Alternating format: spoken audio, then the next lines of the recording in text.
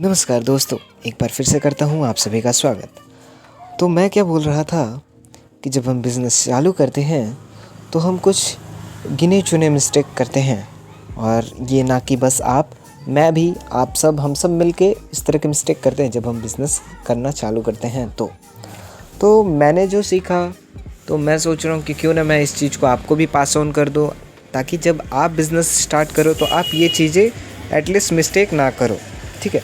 तो सबसे पहला प्रॉब्लम कि जो होता है, जो ज़्यादातर लोग जो स्टार्ट करते हैं बिज़नेस, वो जो पहला मिस्टेक करते हैं वो है कि जो बिज़नेस प्लान जो होता है ना उनका, वो क्लियर नहीं होता है।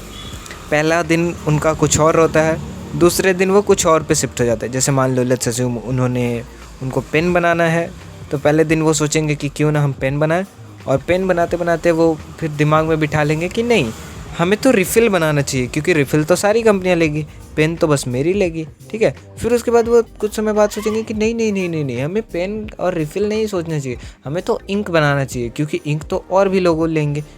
तो ये क्या होता है, वो उनके माइंड में कन्फ्यूज़न होता है, वो डिसाइड ही नहीं कर पाते कि उनको करना क्या है और वो कर क्या रहे हैं और क्या करें वो आगे, समझ रहे हो। तो वो कन्फ्यूज़न में रहता है और वो बिज़नेस करते नहीं हैं, बस सोचते हैं और कुछ होता नहीं है उनसे, राइट। अच्छा, दूसरा चीज़ क्या है, जो मिस्टेक, कॉमन मिस्टेक जो हम करते हैं, वो है मार्केट में रिसर्च नहीं करना। समझ रहे हो, मार्केट में रिसर्च नहीं करना। जैसे मान लो आपको कोई प्रोडक्ट लॉन्च करना है, लेट्स अज्यूम वही एक हिसाब से मान के चलो आपका पेन ही है। तो पेन है तो पहले आप मार्केट में देखो कि किस किस तरह के पेन अवेलेबल हैं। ठीक है। उसके बाद देखो क्या प्रॉब्लम्स है, और देन उसके बाद देखो कि आप उसमें क्या सॉल्यूशन ऐड कर सकते हो, बेटर सॉल्यूशन आप क्या ऐड कर सकते हो। तो इसको मार्केट रिसर्च करते हैं। आप मार्केट में कस्टमर से बात कर सकते हो, लोगों से जान सकते हो, और जितना बेहतर वैसे आप जानोगे मार्केट को, उतना बेहतर आप सॉल्यूशन लाओगे मार्केट के लिए।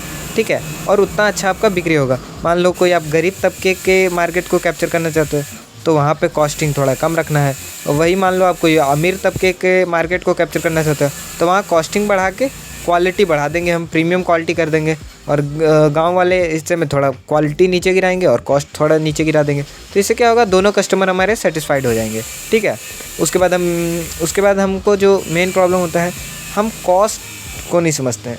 हम जो हमारा कॉस्ट लगता है ना सब चीज़ों में, जैसे मान लो लेबर कॉस्ट हो गया, प्रोडक्शन कॉस्ट हो गया, मशीनरी का कॉस्ट हो गया, मान लो ट्रांसपोर्टेशन का कॉस्ट हो गया, ये सब चीज़ों को हम इग्नोर करते हैं, नेगलेक्ट करते हैं।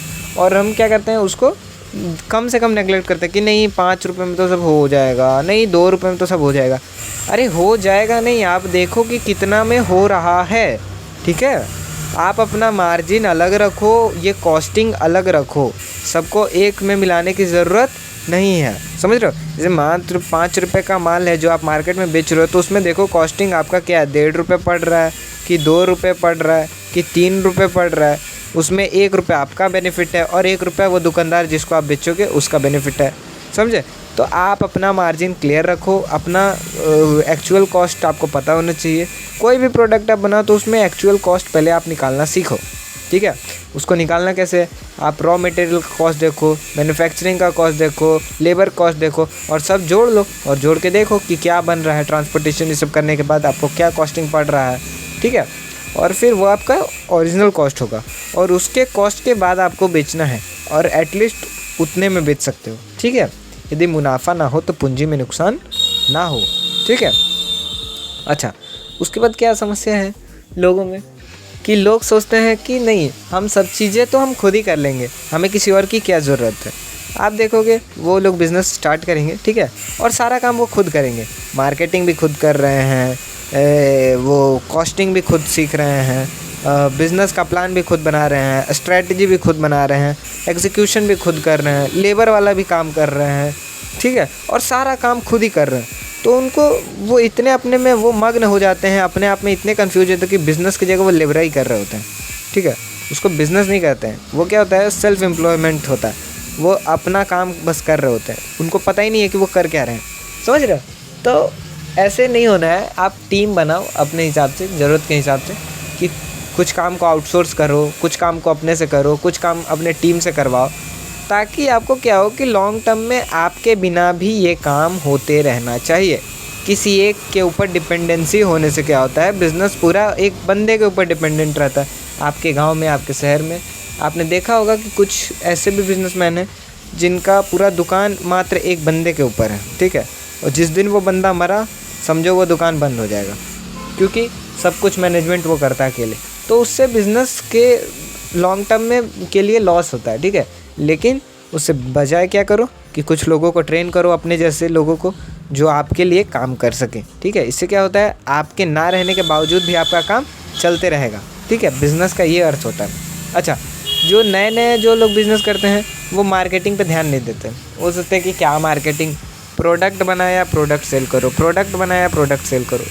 तो देखो, जब तक लोगों के नज़रों में आपका प्रोडक्ट का नाम नहीं होगा, लोग आपका प्रोडक्ट लेना पसंद नहीं करेंगे।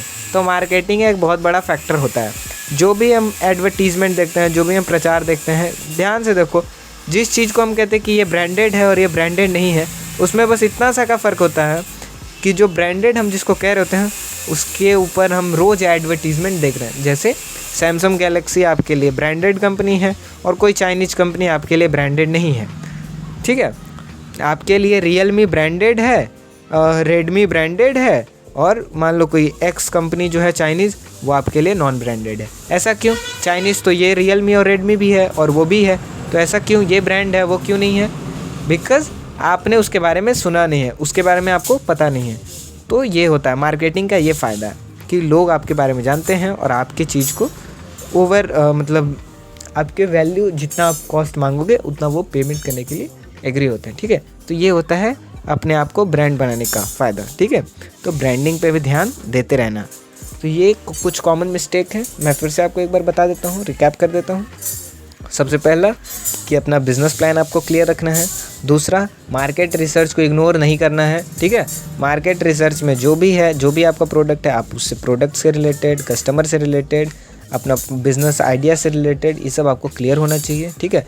अपना कॉस्टिंग, जो आपका कॉस्टिंग है कि 2 रुपये लग रहे हैं लेबर चार्ज या 1 रुपये लग रहे हैं कि 50 पैसा लग रहा है, जो आपका लग रहा है आपको एग्जैक्ट पता होना चाहिए, ठीक है। उसके बाद आपका मार्केटिंग, आपको मार्केटिंग करना है अपने प्रोडक्ट के लिए, ठीक है।